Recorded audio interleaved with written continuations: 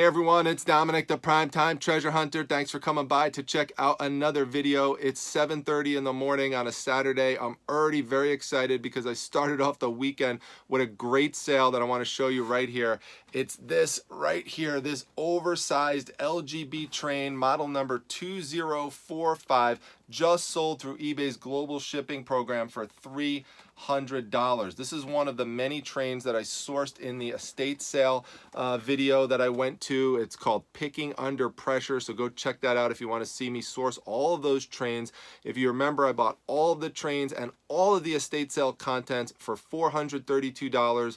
Later sold one of the train sets, which was a Lionel train set, for $600, so made all my money back plus profit from that original sale. So everything after that, including this that's been rolling in, has all been profit. So that was just a huge score, and I still have a bunch of the trains left. Don't just think that Lionel trains are the only ones that sell well. This company right here, LGB, sells very well. Oversized trains sell very well, even if they're untested. This one is untested. It's also pre-owned. Now, it is in the original box. That's one of the things that it has going for it. It has the original styrofoam inserts in there to protect it, so that's going to be a great selling point with regards to shipping, especially with it going international. But it even does have, even though it's in pretty decent shape overall, but it does have one piece that's broken. One of the lights up top has snapped off. All of this has been disclosed, but you have to know this about train collectors. Train collectors tend to also be good at repair, or they have access to people who can make repairs. So to repair a light or to get the electronics working on an older vintage piece, people like to take those things on as projects and kind of rehab things. So it's really not something that's going to make an item like this not sell. It may decrease the value depending on what the item is, but you know, if it's an item like this that's just so hard to find, there's not a lot of them out there, you know, they're still going to sell really well at high dollar value like this one just did. So it's just a reminder again to make sure you have the global shipping program turned on, enabled. If you don't already, it's a great program, provides great seller protection. I have never had a problem with it. I've done 2 reviews about it, an initial review and a follow-up review on my channel. So just search for global shipping program in my YouTube channel and you'll see it come up. And everything I have to say during that review still stands to this day. It's just been a great program. It's gotten me tons of sales. Now you may wonder, how the heck are you going to ship this thing? Because this is pretty big, right? I mean, this is a huge thing. Well, it's not going to be that complicated. The reason why is that when I am out and about, whether I'm at a department store or I'm at my regular job in the hospital, I am always looking for boxes. It doesn't matter where I'm at, I'm always looking. It could be boxes that come in for us for something we ordered. I will hold on to the box. And right here, I was looking around and I actually happen to have this box right here. And this is perfect because it actually fits this thing like a glove, as you'll see. I'm just going to open this up. Now what I'm going to do is I'm going to protect it with bubble wrap, just a thin layer of bubble wrap to go around this. But when it fits in something like that, you are good to go. As you can see, I'll just pad around it so it's not moving around at all inside, but the train itself is already protected inside with styrofoam inserts that just pretty much cover it like a glove. So we're all set, we're all good to go. Just a little bubble wrap, and you know, when it's $300 in profit, I really don't care about the shipping cost with it. So it's not going to cost that much to ship. It'll be probably like 15 bucks. It's going out to Kentucky, so it's not going to be that bad. The other sale that I just made as well is this one here. This comes from the Got Junk Guy collection that I purchased. The guy who cleared out estates and let me go in and purchase a bunch of stuff from his trailer that he had kept around. And I asked him if he had comic books, and he said yes. This comes from the collection where I sold the giant size X-Men #1 for $1,250. This one here didn't sell for quite that much, but it still sold for 70 bucks. This is X-Men #102, and the relevance of this story is that it tells the origin of Storm. Storm is this character that you see down here. She's very popular.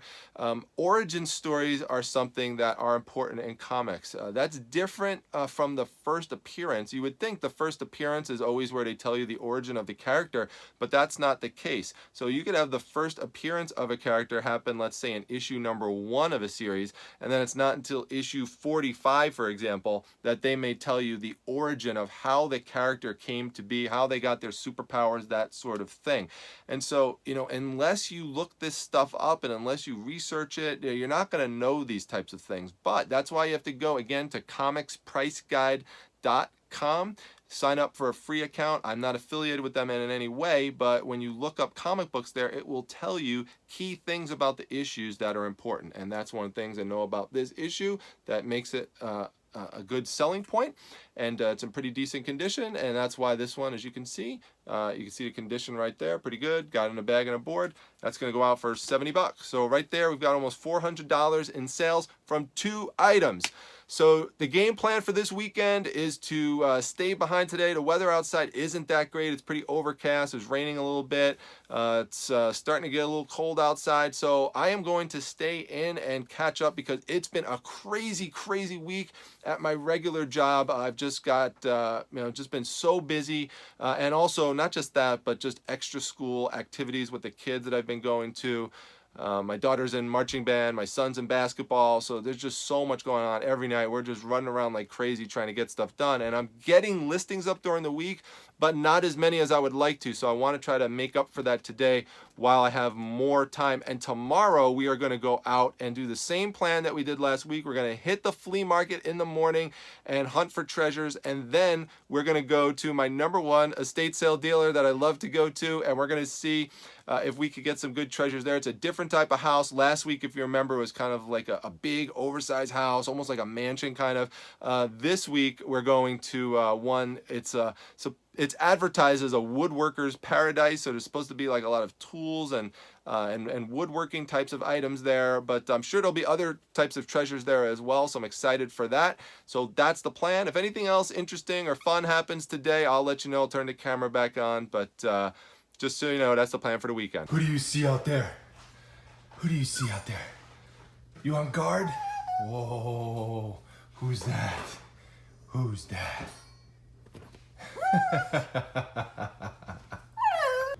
One quick note about FedEx ground packages. If you sell something on a Friday night or a Saturday, don't rush trying to get over to FedEx over the weekend, because FedEx ground does not ship out until Monday afternoon when they have a pickup, or Monday morning, depends on your FedEx place, but FedEx ground does not go out over the weekend. At least that's the case by where I live. Check if it's different by where you live. Daisy, let's show everyone this cool Indiana Jones picture that we're gonna photograph right now, okay? You're really well trained up there, not bothering me with the posters at all. I could even leave you in here, I don't have to lock you out. But this piece is super cool. This is from that old barn that I went to, and I got all those vintage posters.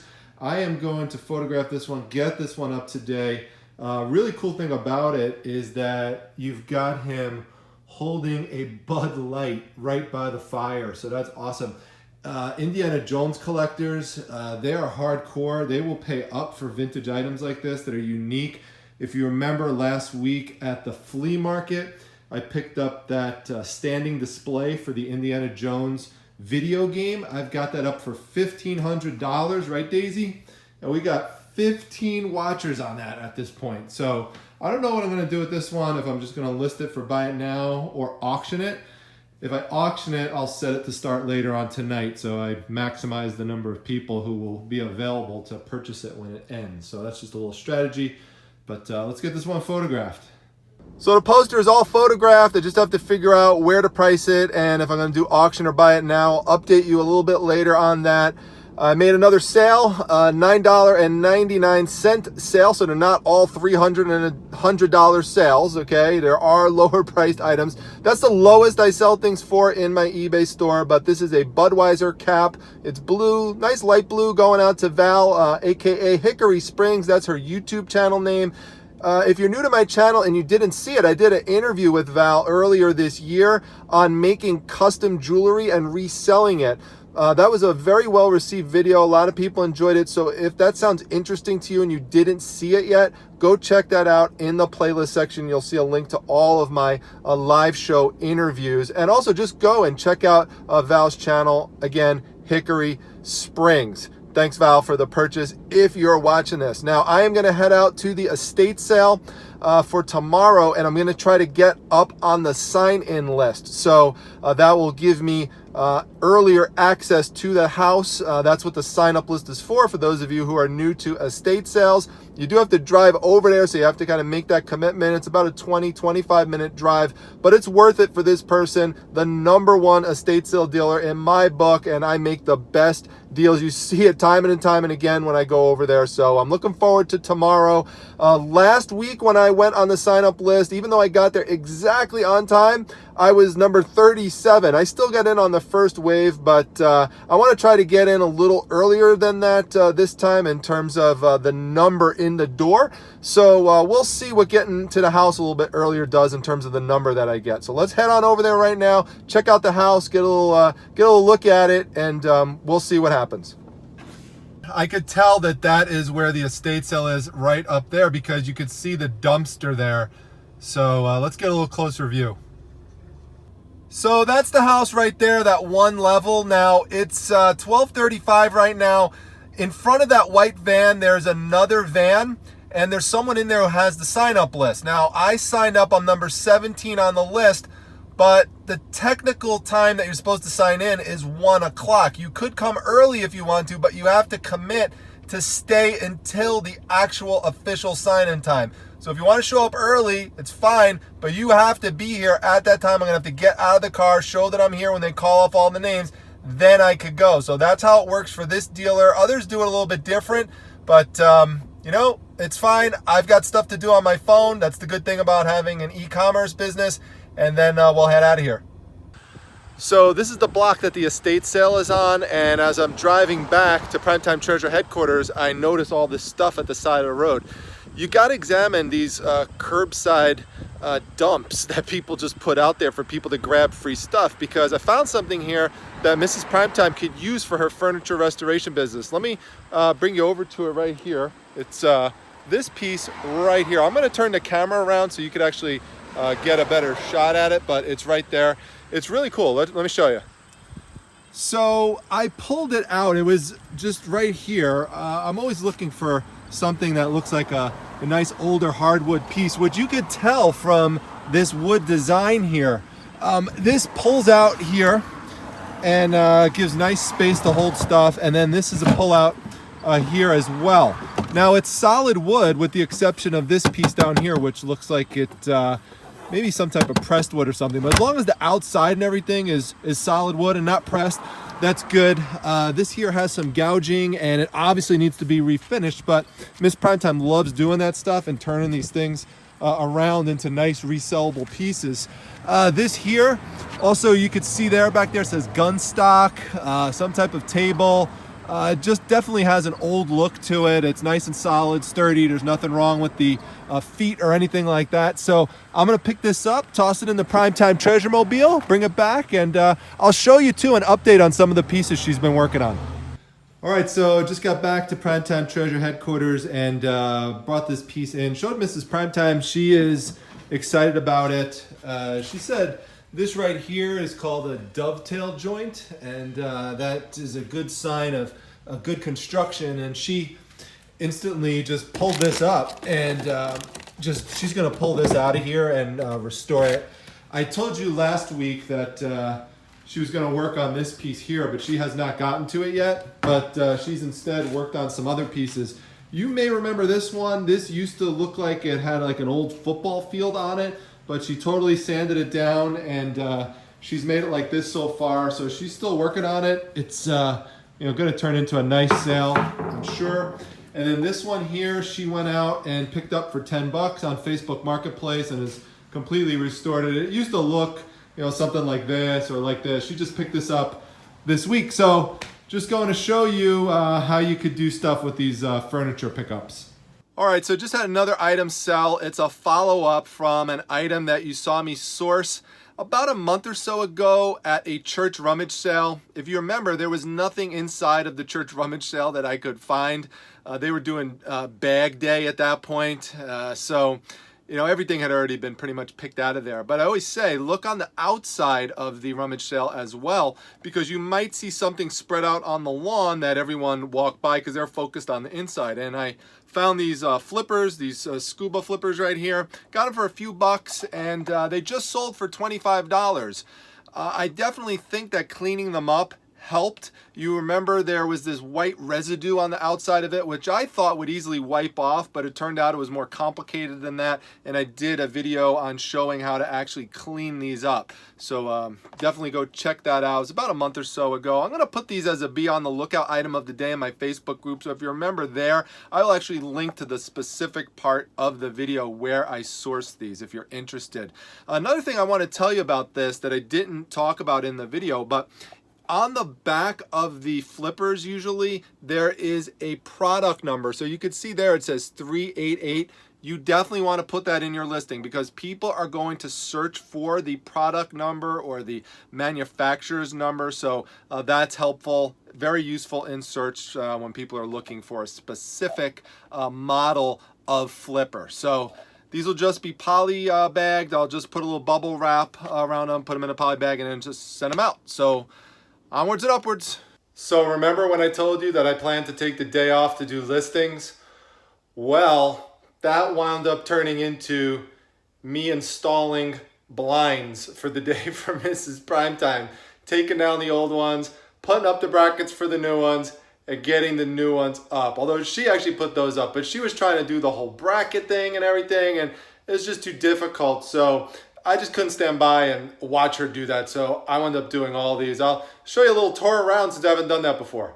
All right, everyone. Now I probably look more tired to you right now because it is 1:30 in the morning. I'm getting ready to shut things down pretty soon, but I wanted to show you a sale that just occurred based on a prior haul video that I did about a month or so ago when I was going out to garage sales, and I was showing you when I went through a box of VHS tapes that sometimes there's more in there than just VHS movies. You never know what kind of treats and surprises may be in there. Now you should look through them. Sometimes there is a good VHS movie that you could find, like Disney's Song of the South, which sells pretty well, especially if you could find one sealed, but even unsealed it sells good. But sometimes there's VHS tapes that aren't actually movies, and this is a great example of them. You may remember me showing you these in the haul video, and also I showed them as a be on the lookout item when I did a show with Don the Auction Professor and Chris the Thrift Shop Hustler. This comes from the Action Max game system. They came out in 1987. They only made 5 of the games, but they actually worked through the television set. You would put these in, and there was basically like a light gun that you would use, so they're all point and shoot games, and it didn't last long because the gameplay was very limited, and so it's hard to find these tapes. So I picked them up for a few bucks, and they wound up selling for almost $40, $38.99. So I'm very happy with this sale. So I just wanted to show you to follow up on those. Now we do have to get up early tomorrow morning because the estate sale starts at 11, and I want to get to the flea market somewhere between 8 and 8:30. That's the goal. So you know, tomorrow's the treasure hunting day. All right, everyone, it's 7 o'clock in the morning. Getting a little walk in with Daisy. Gonna try to squeeze another listing in. I was able to get about $400 worth of items listed yesterday, so that's not bad given everything that was going on. Then after I get that one listing up this morning, we are gonna head over to the flea market and start the treasure hunt.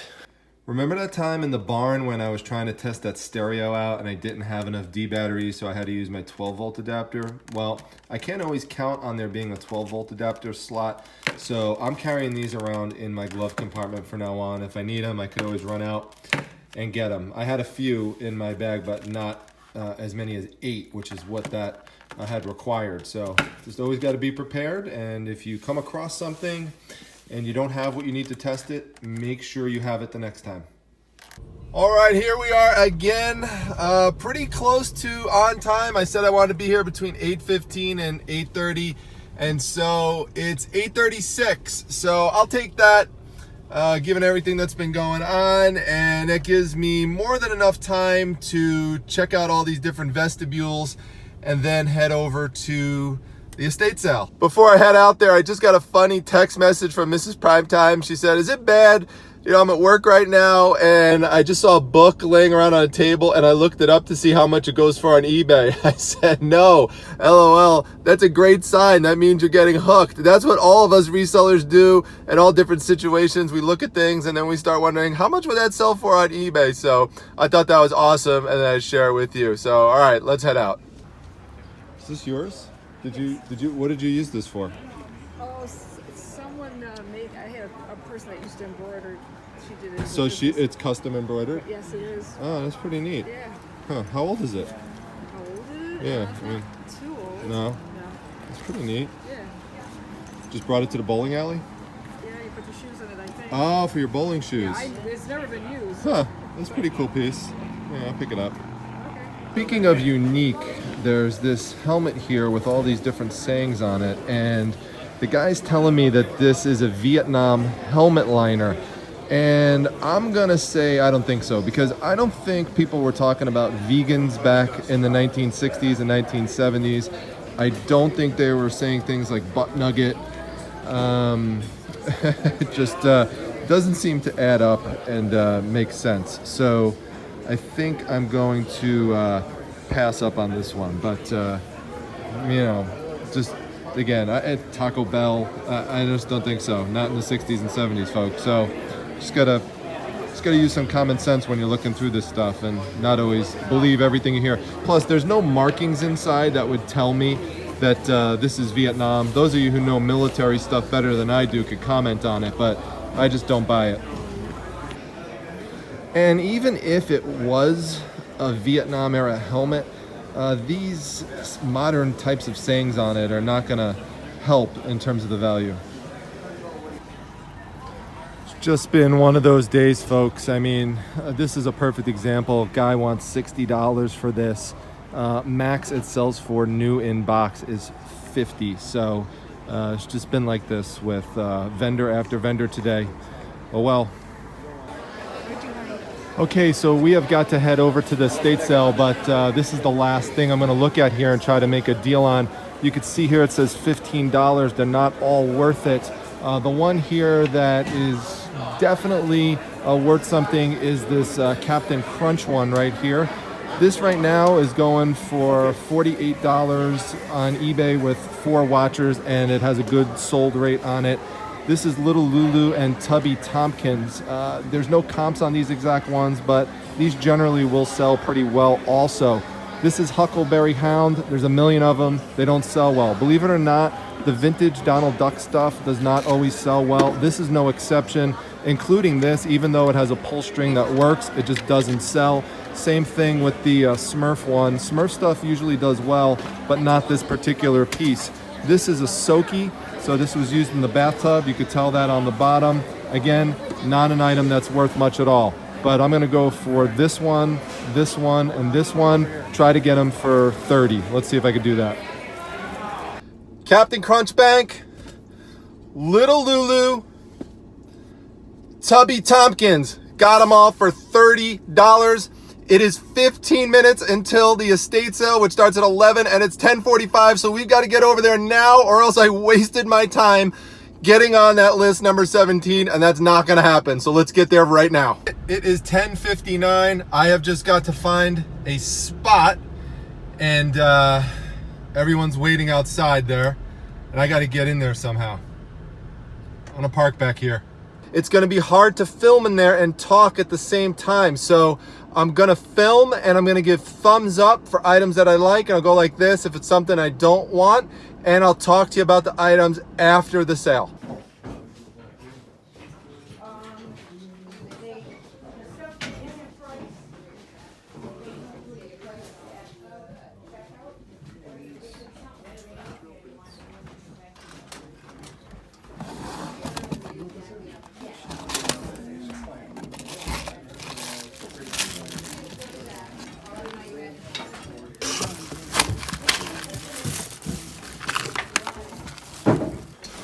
Corner clamps.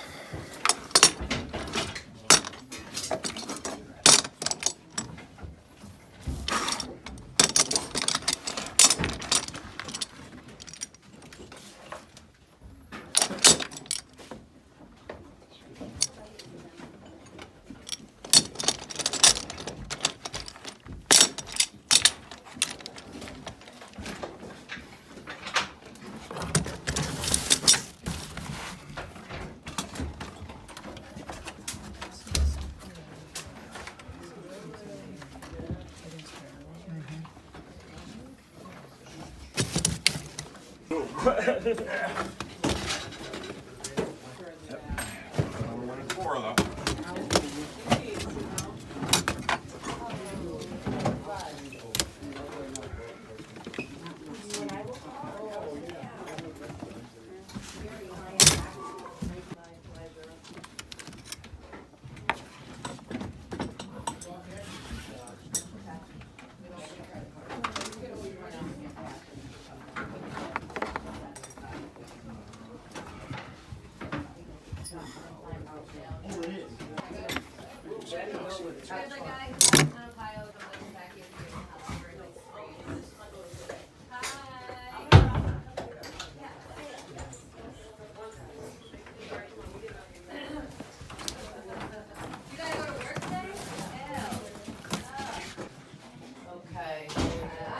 Hi. How you doing? Not bad. How'd you do? Okay? You got what you wanted? Yeah. Good. Good. Bad on the house. I got you. I got you. Good. Don't you worry. You could see Ryan's pictures here. You want to get one? I know the box is pricey. That- I don't know what they are. There's this.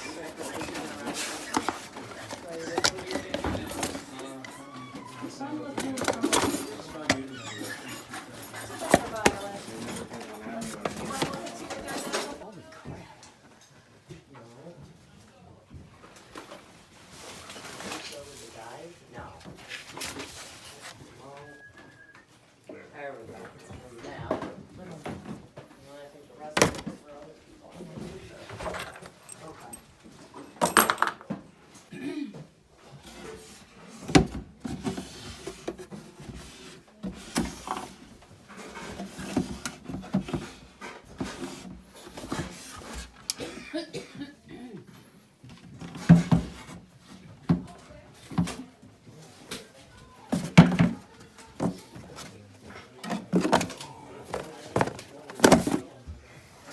Make a bag. What about this?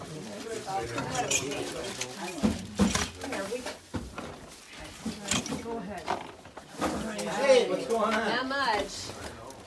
Talk about unique. This is not something you see too often. These are some pretty neat folk art pieces representing these old cars from all these little tool pieces. This is pretty neat right here, how you have the paper clip representing the door handle. Very cool. It's got the information on the back. Definitely going to grab these.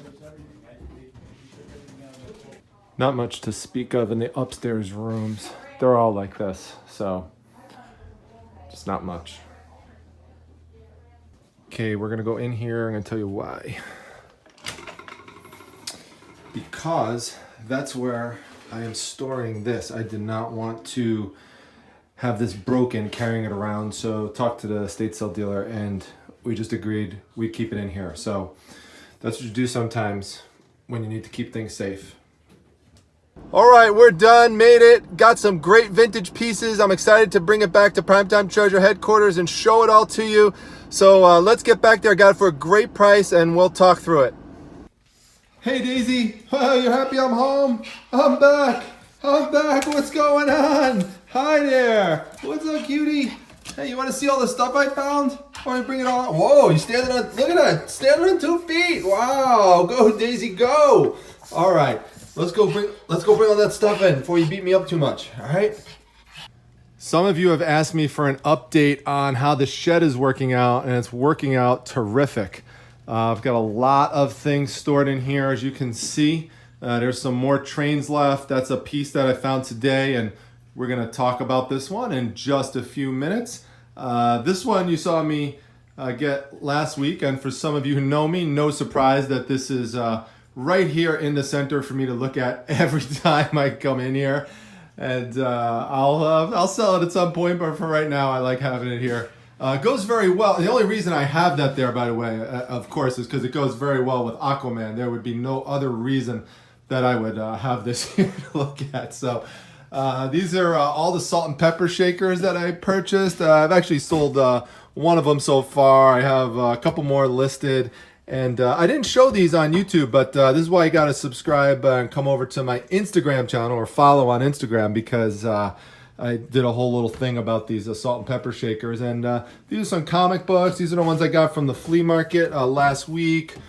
That's from an estate sale, you may remember. And here's some of the stuff from the estate sale last week. So there's the golf bag. We do have that on Facebook Marketplace, but hasn't sold yet. Probably seasonal, because golf season is kind of wrapping up. But I love having this shed. It's just great, and definitely one of the best investments, if not the best investment of this year. So let's go and look at some of those items.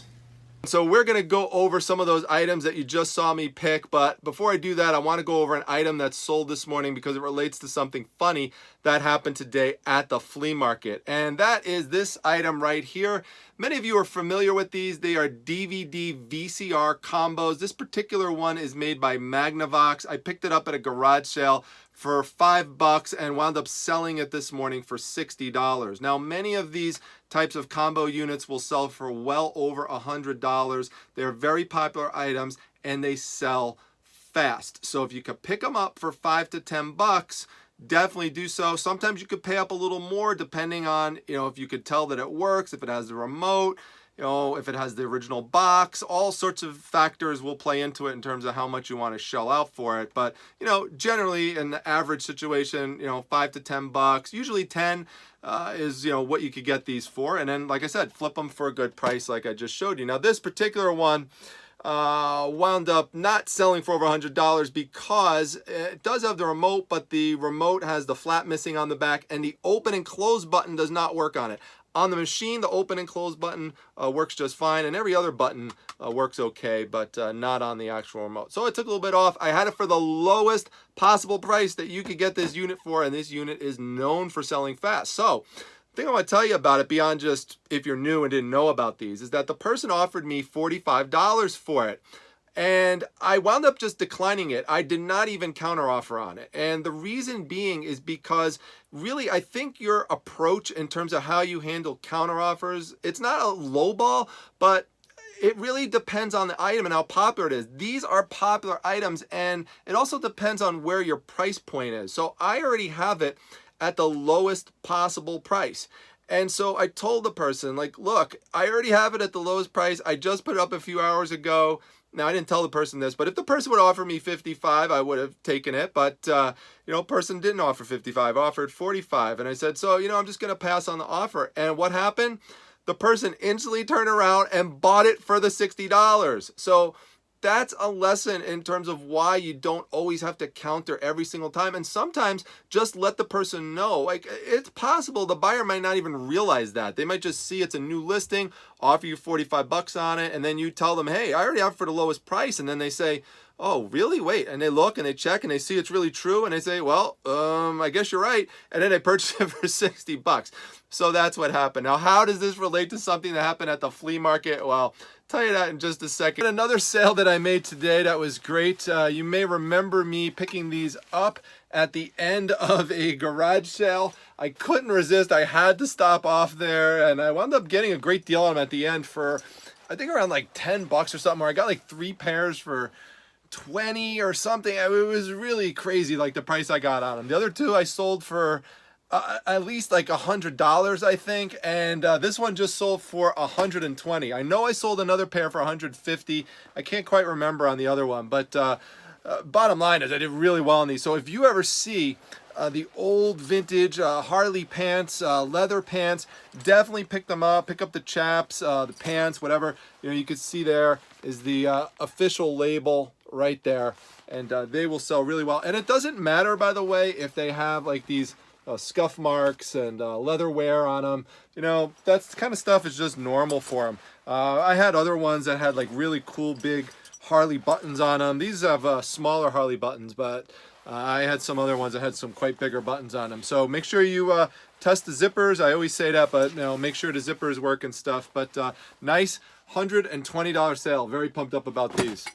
You know, this day at the flea market was pretty wild. You know, it started out with me picking up this bowling bag right here, which this is definitely a unique piece. I talked to the lady, you know, who sold me this. This was embroidered on by one of her friends to put the bowling shoes in there. It's actually never been used before, so it's a pretty unique gift. Like I said in the video earlier, I think someone will pick that up for like a Christmas present or something like that. But afterwards, you know, it was tough trying to find stuff. So I did, right across from the person who was selling this, saw someone who was selling a DVD VCR combo. It actually was a Blu-ray one, and it was worth well over $100, but the person wanted $40 on it, which is, you know, pretty up there. Didn't have the box on it. I start looking, and one of the things you want to look for is to see if the AV cables are there. Now, you could sell them without the AV cables, but I'm just saying, if they're there, it's a plus. So I asked her if she had those, and so she said no. I said, well, do you have the remote control?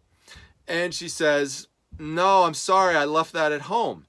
So I said, well, what would you do for it without the remote control and without the AV cables? And she just looks at me and she says, I can't go lower than 40 on it. And I said, okay, well, do you have the cord that plugs it in? It's one of those ones that detaches, not one of the ones that's permanent like this. And she goes, oh, let me see. I think I left that one at home too. She goes, yeah, I left it at home. So I'm like, well, sorry, because, you know, now I can't even test it. I can't even tell if it works. And she still wanted $40 on it. So it was one of those days where, you know, people just wanted their price and they were not going to budge off of it. Now, that might sound ironic because I wanted my price earlier for $60, but different situation there. I could prove that mine works. You know, I actually have the remote. I have the AV cables. I have the power cord. So, you know, a lot of it comes down to leverage, you know, and she had literally no leverage at that point, but was presenting in the situation as if she did. Then another thing after that, which was really funny. I wish I could have videotaped this. This guy was selling a vintage Tonka truck. I always look for those. Had the Corvettes and everything inside of it. It was really nice, but you know, it was beat up a bit. But I went up to him to see, you know, what he would take for it. And I asked him. I just said, you know, how much is Tonka truck? And the guy's face just starts contorting in like rage. And he's like building up, and he's like turning red. And he just finally says, $50. And he goes, and with that, I'm losing 20. And it was just one of those things where you're thinking to yourself, there's no, if the guy's saying, I'm only going to take 50, and he's looking like he's boiling over with rage, and with that, he's losing 20, there's really no way you could negotiate in a situation like that. So I'm just like, you know, okay, you know, at the end of the day, this is the advantage of having a lot of inventory. Like, I'm fine with leaving the flea market with just having this, you know, dollar bag. I'm in a situation where, and this relates back to leverage, I don't have to overpay for stuff, you know? I mean, if there's a good deal that's available, I'll pick it up, but I want to have the leverage in the negotiation so I could feel free to walk away. Always remember this in business. The person who could walk away from the deal is usually the person who will wind up getting the better deal in the end. So always remember that. You know, it was really hard to find stuff afterwards, and the day at the flea market was saved, though, in terms of being able to actually find something beyond this by this Captain Crunch bank right here, which, like I told you, this is about $45 to $50 piece. You know, who knows, maybe I'll only sell it for 40, but you know, this is a nice piece, nice little bank here. Always look on these banks to make sure that they have the little stopper inside of them, because a lot of them are missing that. A lot of people will pick these up, and then when they get home they realize, oops, it doesn't have the stopper in it, and that's a problem, because then when you put the coins in, there's no way to stop unless you kind of made something yourself up for it. All right, and then we had Little Lulu and Tubby Tompkins, who you may understandably not be familiar with if you are younger, but they were very popular characters back in the day. Little Lulu initially came out in the Saturday Evening Post in 1935, and Tubby Tompkins is, you know, someone she kind of hangs out with, rivals with here and there. He's the leader of a club known as the Fellers, and you know, they basically are, you know, characters that interact throughout the series. Now, there later was a Little Lulu comic book that came out, and I actually have one right here. as you can see. And there's little Lulu, and there is Tubby Tompkins. Now, they didn't always draw them consistently to the figures that you're going to see, but you can see here he's got a white hat and everything, and he's got a white collar, and he's got the more orangey hair. Well, if you flip inside the book, because you can see here he's got not quite as orangey hair, and he's got the yellow hat, but inside you could see he's more to the form of how he appears in the figure here. Now, this comic book is from 1954, but they did come out in the 1940s through Dell. So I don't know exactly what we'll get through that for little Lulu and Tubby. It's kind of up in the air. There is a narrow collectibles market for those two characters, particularly little Lulu. So these would be things you'd want to sell together. He did actually have his own comic book at one point, but really, it really makes more sense to sell these as a pair. So time will tell what will happen. I don't even want to put a number on it right now, but I think overall we'll do pretty well on it. I would hope for at least $50 out of them, and maybe try to get some more out of them. We'll see. So that was the flea market, and then we got to the estate sale just in time, right as they were calling numbers and letting people in. So it still wound up being worth it showing up the day before to get in at number 17. And one of the items that I wound up picking up later while I was there was this one right here. So this is Charlie Chaplin drunk, wrapped around a street pole.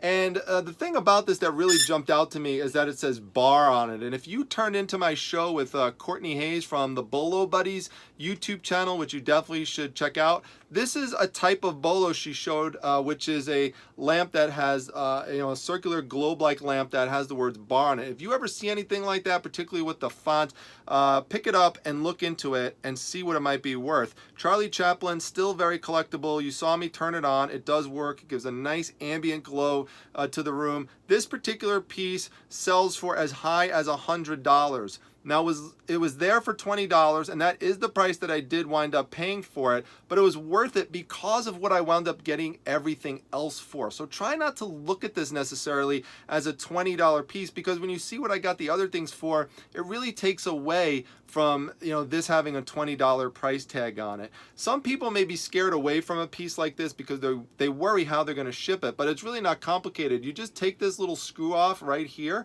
and that just lets you remove the globe, and then you're just going to take that out. You're going to take the light out, and you're going to put that in a separate box. You're going to bubble wrap it, and then this is going to go in within the box too, but it's going to not be together so that it could bang up against one another. So this will be nice and bubble wrapped at the base and at the stem and everything, and then this will be in a separate box. So there's no way that they'll be able to collide into one another at all. So that's how you got to ship something like this out. So I'm very happy with this piece, and then I'm also happy with what I got this for. It originally had a $10 price tag on it, but I wound up getting it for $5. You can see it got crossed out to $5. This is the Johnny Walker wood crate, a really nice vintage piece. You've seen me do very well with wood crates and wood chests and ice boxes and stuff in the past. Ones with alcohol brands on it do very well. This is really cool. I like all the different colors on it. This one will sell for as high as about $70. So to get it for $5, that really helps. And when she takes the $5 off of that, then you could pretend like you could feel, well, I really, if you were fine with paying 10 for this, you could feel like, well, I paid 15 for that one. And that's how you got to look at it. Now, knowing your comps really help out, because like if you see these corner clamps that I picked up, there's 4 of these, and it's really easy to look up, by the way. Just if you don't know anything about tools, don't worry about that.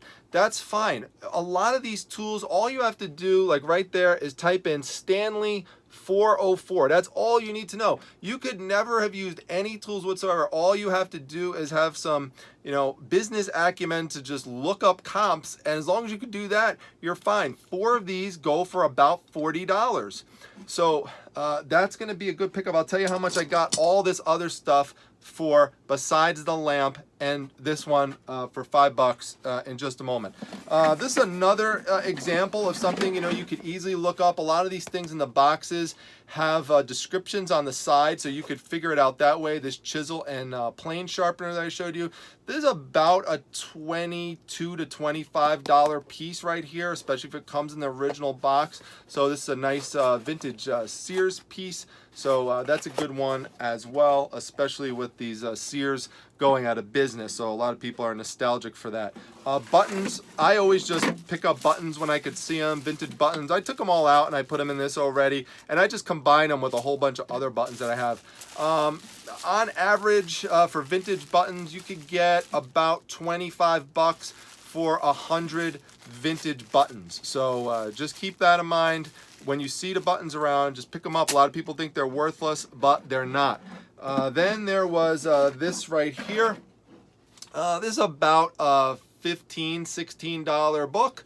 So just kind of threw it in the box. Then this here, I always pick up measuring tapes because I'm always in situations around Primetime Treasure headquarters where I need a measuring tape. So I always pick them up. But even if I decided not to use this one here by a company called Zircon, pretty neat one, nice and bright yellow. People like that kind of stuff. This one would sell for about 15 bucks and go out first class mail. So that's a nice easy flip. If I want to flip that, I could keep it or flip it.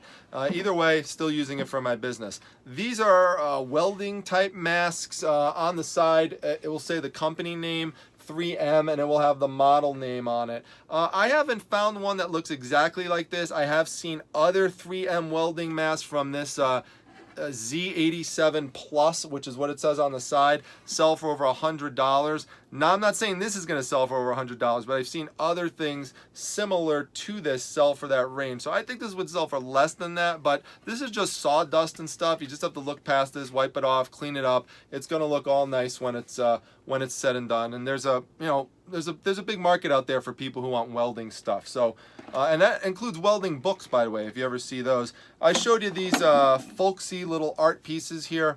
I think these are really neat. So I did see someone who has these online for $50. So we'll see what happens with it. I'm going to price it a little less than that, but hopefully I could get maybe like 40 bucks out of it or something like that. So that would be a nice flip. Keys, anytime you see keys, pick them up. This is only 2. But it doesn't matter to me if it's 2, if it's 1, if it's 50. I pick them up and I put them in just a big bucket and I just fill it up. And then when I get a bunch of these keys, maybe 50, 100 keys, I sell the keys off as lots. People like to use them for crafting projects and that sort of stuff. And they'll pay a good rate on the old vintage keys. If you ever find skeleton keys, those are really cool. Now this to me is the mysterious item of the day in terms of what it's ultimately going to go for. It has a little bit of wear on it, but anything that has to do with graves and grave vaults, especially right here around Halloween, that is pretty cool. So it also says on the back that it is, it says quick closing bolted end, simplex and diamond grave vaults. And then it says compliments of the Galleon Metallic Vault Company from Ohio. So I don't know if the auction professor is watching this. He's from Ohio. He may know a little bit more about this piece, but I think this is super cool. Haven't seen anything like it, so I'm going to have to do some more research on it. If you know anything else about this piece,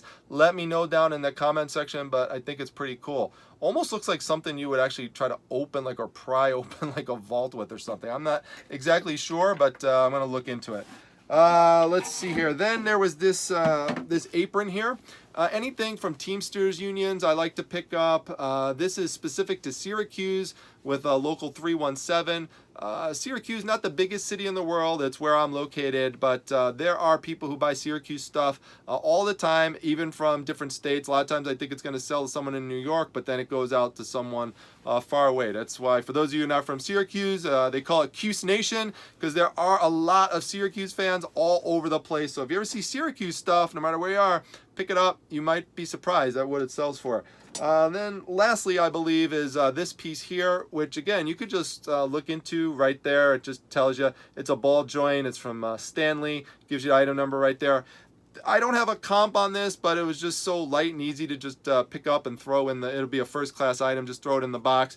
There's someone from another country trying to sell this for like a crazy amount of money and doesn't have any watchers on it, but I have a good familiarity with these tools. I'm not an expert in tools, but I know enough when I see a piece that, you know, I think should sell.